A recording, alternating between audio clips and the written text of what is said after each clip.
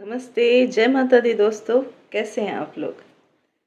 सब कुशल मंगल है ना?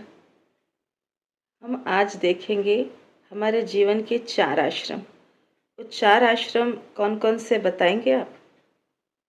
सबसे पहला आश्रम होता है ब्रह्मचर्य आश्रम, दूसरा होता है गृहस्थ आश्रम, तीसरा होता है वानप्रस्थ आश्रम और चौथा होता है संन्यास आश्रम।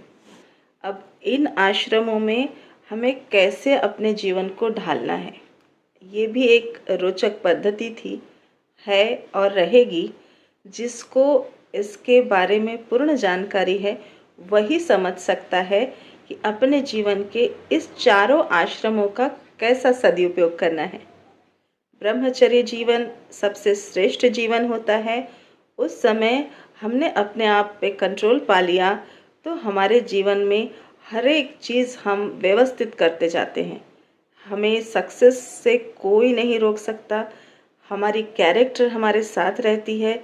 हमें हमारे कर्तव्य धर्म का पालन करना आ जाता है।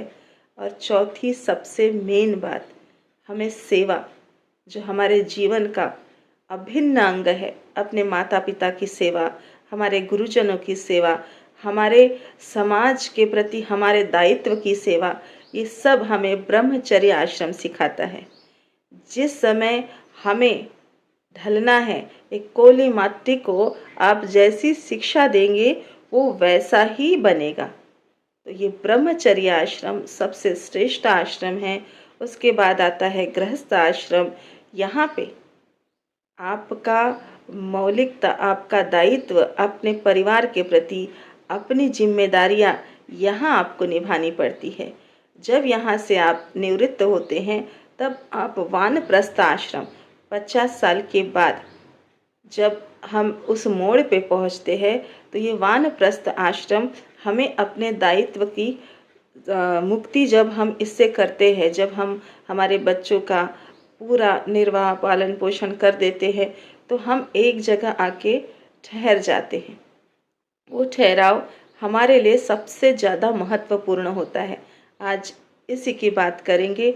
जो लोग 50 साल के ऊपर हो गए हैं उन्हें अपने जीवन में जो उन्होंने अभी तक नहीं किया, अपने परमार्थ के लिए, अपने सक्सेस जो अपनी लाइफ है उसको पूर्ण अब हम करेंगे। हमारी लाइफ तभी सफल बनती है जब हम परमार्थ की तरफ जाते हैं, क्योंकि परमार्थ हमारे जीवन में हमें उस मोड़ पे ले जाता है जहाँ जब हम इस शरीर से हमारा चैतन्य बाहर निकलता है तो उसे मुक्ति प्रदान करता है। तो ये वानप्रस्थ आश्रम परमार्थ मार्ग में ले जाने का सबसे बड़ा दौर है। यहाँ पे हम अपना मातृ पितृ ऋण, अपना समाज का ऋण, अपने देवों का ऋण, अपने ऋषियों का ऋण चुकाते हैं। तो हमें चाहिए इस वानप्रस्थ आश्रम का पूरी तरीके से सदुपयोग करें। दोस्तों और सारे मेरे जो बुज़ुर्ग लोग, मेरे सबसे ज़्यादा बड़े मेरे फैंस हैं, उन लोगों से कहूँगी कि अपना इस वानप्रस्थ आश्रम का सदुपयोग करें। अपने आप को ऐसे अपने फैमिली से ना इस कदर से बातें करें या उनमें इन्वॉल्व हो जिससे आपको दुख हो उनके मैटर में, उनके चीज़ों में, जहाँ आप अपने आप को खुद इज्जत प्रदान करें। हमारा ज़्यादा बोलना, हमारा इंटरफेयर करना फैमिली में, कभी कभी वो चीज़ों को हमें ही हर्ट होता है।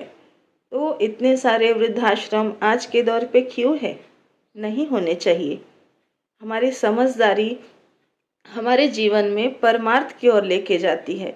आफ्टर रिटायरमेंट हम क्या करें? बहुत सारी चीज़ें हैं।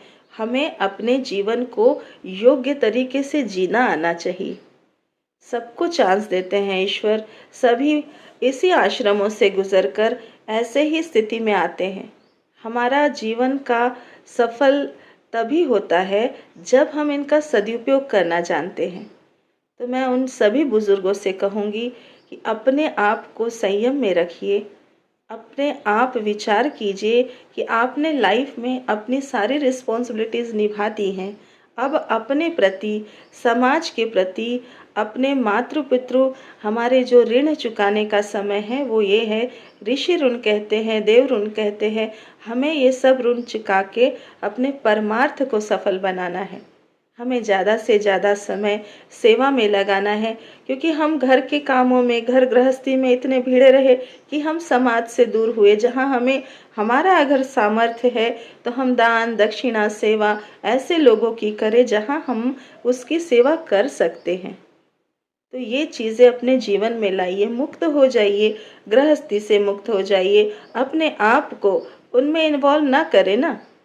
आप अपनी इज्जत अपने हाथ में रखेंगे। बच्चों को चांस दीजिए, उनका कर्तव्य है। आपके संस्कार उनके ऊपर कितने हैं ये इस आश्रम में आपको पता चलेगा। जो आपने जिंदगी भर की कमाई की, अपने बच्चों को आपने क्या संस्कार दिए, ये वानप्रस्थ आश्रम में आपको देखने को मिलेगा। जिन बच्चों ने अपने माता पिता के साथ एक संस्कारित जीवन पाया है, उनका आशीर्वाद पाया है, निश्चित तौर पे वो अपने माता पिता की कदर करते हुए उन्हें साथ लेके चलेंगे।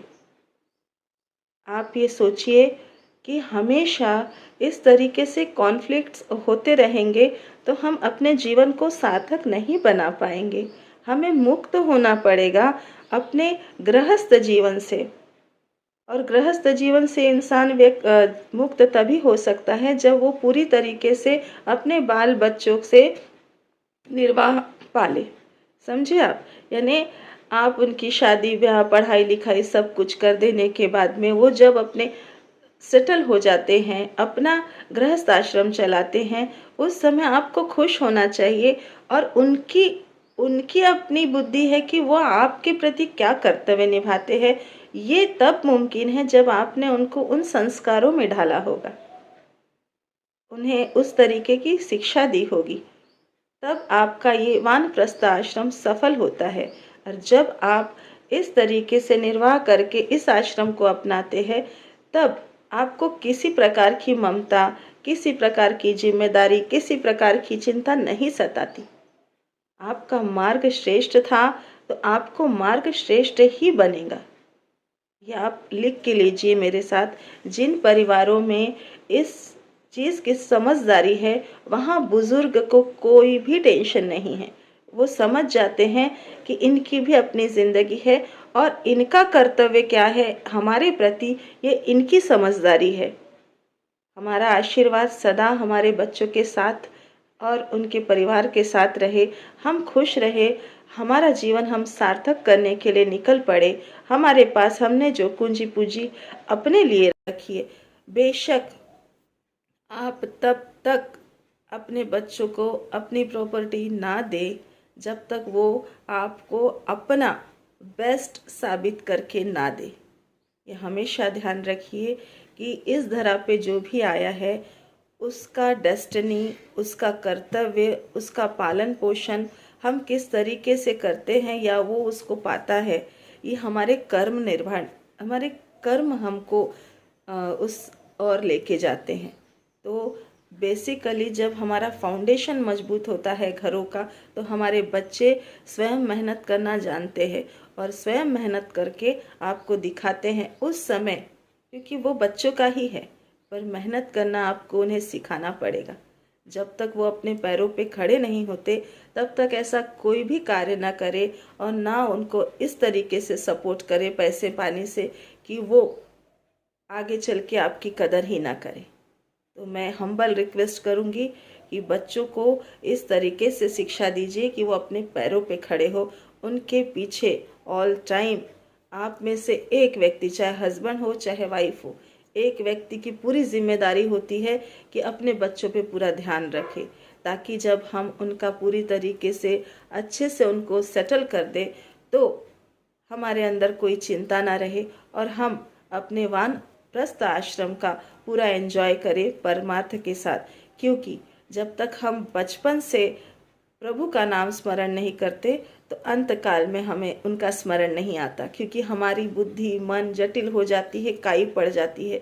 और जिस मन बुद्धि में काई पड़ जाती है वहाँ पे ईश्वर का नाम नहीं लिया जाता। तो ईश्वर का नाम बचपन से अपने घरों में संस्कार डालिए बच्चों को सिखाइए, वो उन्हें परमार्थ का मार्ग बताने में अंतिम समय में कहा जाता है कि इतना तो करना कृपा स्वामी, कि जब अंत समय आए तो मुख में तुलसी गंगा जल हो, सर पे शालीग्राम जी का हाथ हो और हम मुक्त हो जाए।